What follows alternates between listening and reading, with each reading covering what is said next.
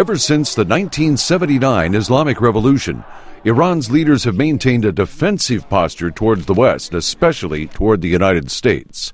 Iran's President Mahmoud Ahmadinejad, in a recent Associated Press interview, said criticisms of his nation and sanctions placed against it make normal relations impossible. Those who insist on having hostilities with us kill and destroy the option of friendship with us in the future.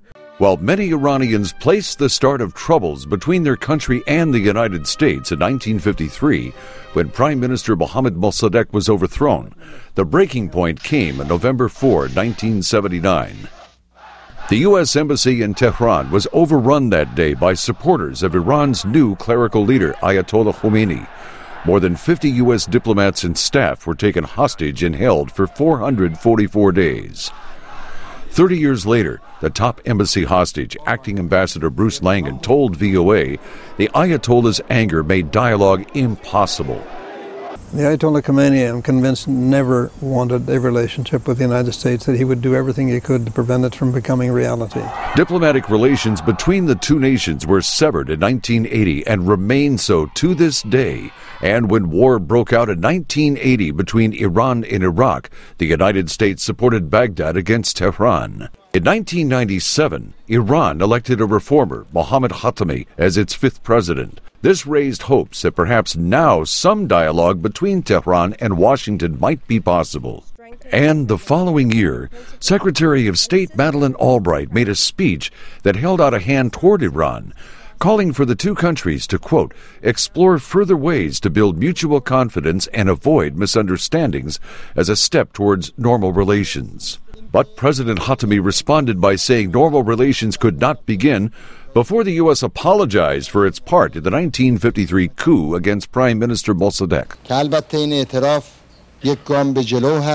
Through their confession, if the Americans accept to do it, I think that this will be a very big step toward removing our misunderstandings. But unfortunately, in action, they have not done this. President Khatami's successor, hardliner Mahmoud Ahmadinejad, has stepped up the rhetoric against the United States and has aggressively supported Iran's nuclear program, defying international calls for transparency regarding possible weapons development. This in turn has triggered UN, U.S., and European Union sanctions. When President Obama took office in 2009, he spoke to nations hostile to the United States, especially Iran under Ahmadinejad. To those